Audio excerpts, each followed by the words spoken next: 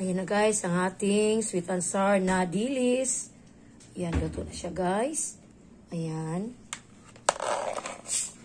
At meron din dito yung sinigang ko kagabi guys. Ayan, ininit ko lang yan.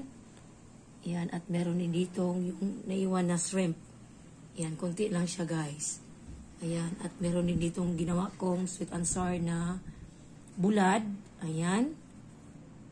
Ayan guys, at yan, at itong aking dried danggit. Ayan, hindi lang ako nagluto ng ano guys, ng dried pusit kasi nagluto na ako ng isang araw. At itong nag-iisang bulad din na malaki ba.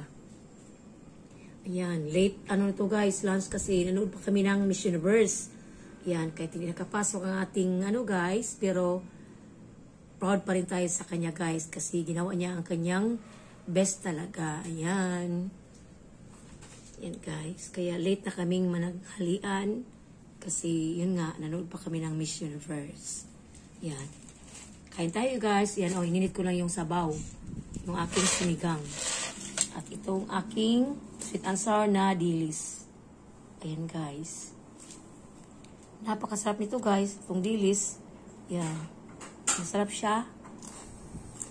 At napaka-crunchy. At itong shrimp, ubusin na namin ito guys kasi konti na lang naman. At itong dried danggit.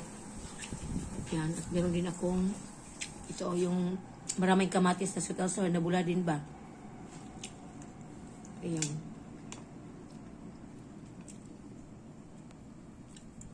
Yan.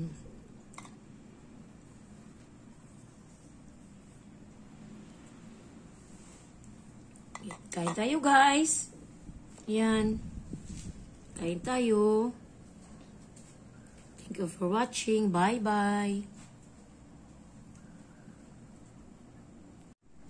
Yan, kahit ang ating, ano guys, pambato, hindi siya nakapasok ng top 5, pero proud pa rin tayo sa kanya guys, kasi ginawa niya ang kanyang best talaga.